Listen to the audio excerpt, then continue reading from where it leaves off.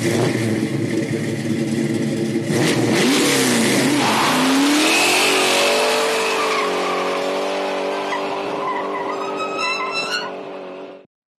guys, welcome back to the Fractured Rooster Garage. No, your YouTube's not broken. My GoPro is broken. It didn't record any audio for this video, so I'm having to go back here and post to recreate and narrate most of what happened. I'm not sure what happened there, but I'm kind of over the GoPro. This is the second or third video I've had issues with either audio or video not being recorded, so bear with me here. I'll be upgrading soon.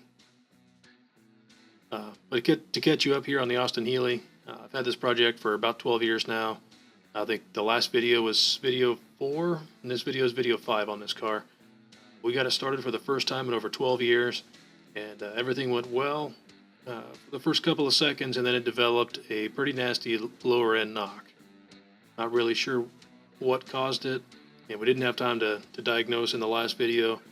So this video was shot the following day, with the hopes of pulling the oil pan off during this video and giving the bottom end of the engine a pretty thorough look over, looking for anything loose or any metal shavings, any wore out bearings. We're hopefully going to pull all the main caps and all the rod caps, pull the oil pump pickup tube, the screen, look for any indications of excessive wear or excessive play. If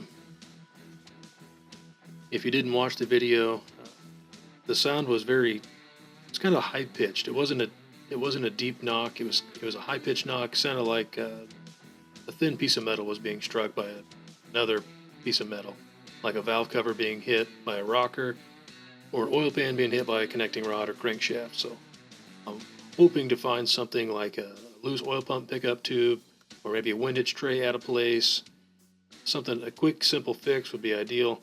If not, I don't know. The engine's we're gonna have to take a turn and find a replacement engine or something, or tear down and completely rebuild it. Not really sure which direction we're gonna go at this point, but purpose of today's video is just to get this thing in the air, get the oil pan pulled off, and figure out where that knocking is coming from. So without further ado, let's get this car in the air, get that oil pan off.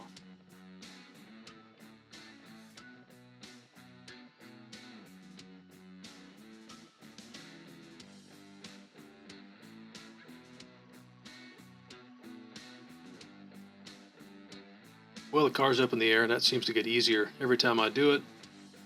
Here I'm talking about how we have just 3 or 4 minutes of runtime on this engine oil, and I hate to throw it away, so I cleaned up my oil pan really well in the hopes that I get to reuse it. If not in the Healey, maybe I'll throw it in a lawnmower or something down the road. I sped the video up double time here, because I'm pretty sure you don't want to watch an oil change video on a Healey. Got the plug out here. The oil came out very clean. No indications of any glitter or metal flakes in the oil, which was a very, very good sign. It tells me that whatever was going on it wasn't eating itself. So at this point, I'm kind of thinking it was maybe a connecting rod hitting a oil pump pickup tube, or maybe something hitting the oil pan. But this is promising here. Some of the rings there, that's just bubbles showing up in the oil as the oil drains into the pan. So nothing to worry about there. Okay, I've sped the video up a little faster now.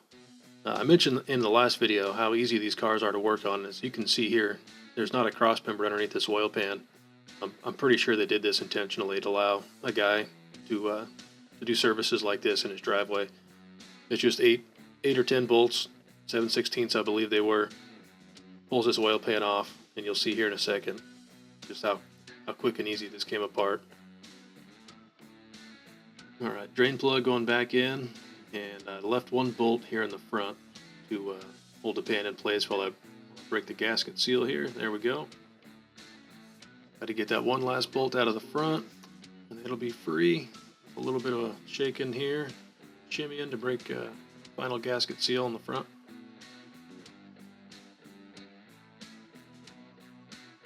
Alright, pan's off. You can see the oil pump pickup tube, the screen there. There's no metal flakes on that, which is a very welcome sign. But immediately, my eye's drawn to a loose bolt. I can see the bolt is unthreaded quite a ways. and that is a rod cap for, I believe, cylinder number 2. It was obvious immediately.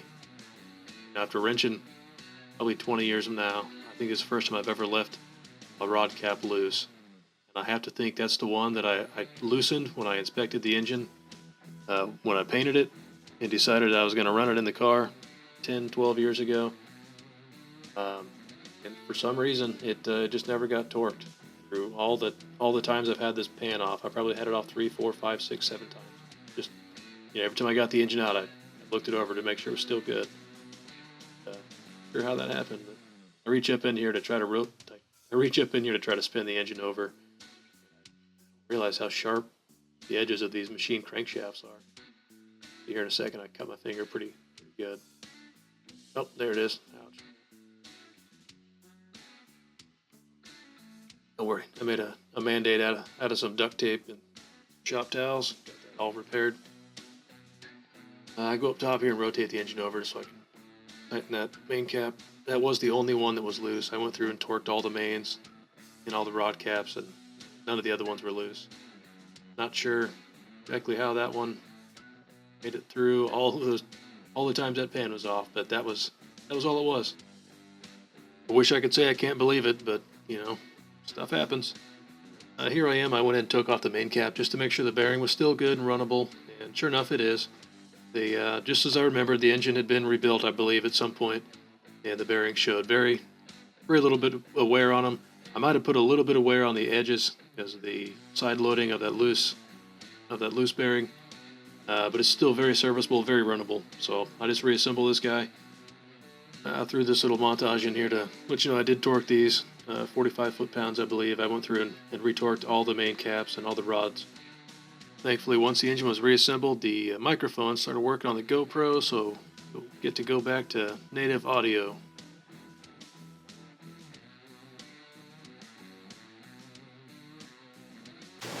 All right, oil pan's on and tight. I tightened the valve cover down this time, so I think I'll be able to do a valve cover fill. Let's see if that all worked out. This is our fuel pump. Yep. Pumping.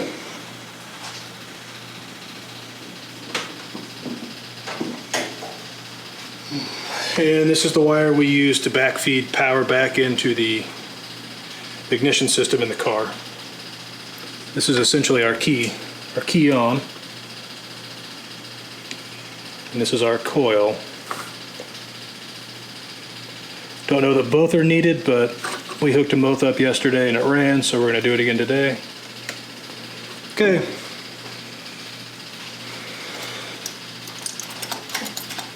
Give it a quick pump. And it should fire right up and roar to life. Silently.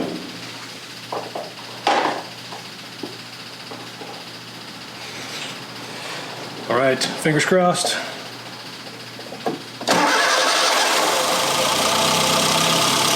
Fixed it.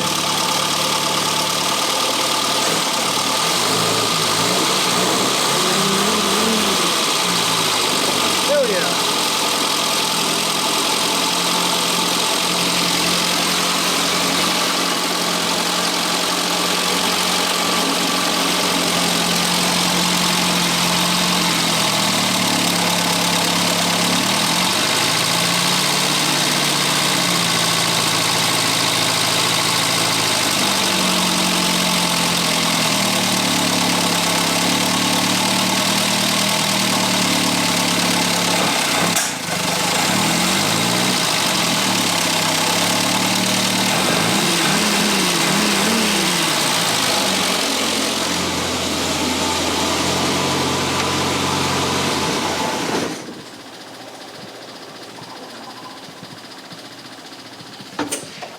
Yep, I don't know if you can see that with the reflection, but as I was pushing the camera up there, the coil wire came unhooked, so yeah, it tells me that's working, right?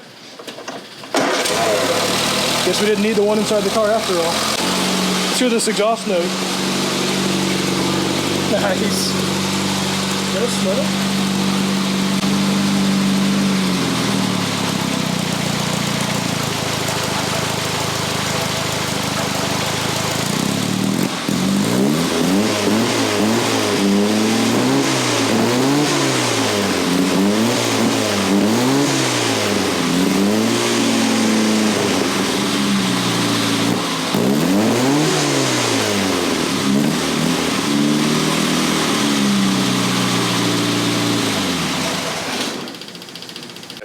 Well, she smokes a little bit. That's probably that cylinder number 4. It's a little weak, but tried to give it the old Italian tune-up, thinking it might fix itself. Man, I think it just needs some miles on it. What a win. There's just a little bit of steam coming off the engine, baking off all that paint and oil that we've leaked on it. Feels good. That feels good. First start day is always a good day. You get those goosebumps, you get those butterflies. We don't have any water in the system. I'd let it run a little longer and set the timing. But I have all the hoses, as you've seen laying around. I've got all the hoses and everything to do it. So we'll move that to the top of the list because now it's a runner. Let's put it in gear and see what happens. We're off the ground. Let's start it in gear. See if the trans is happy.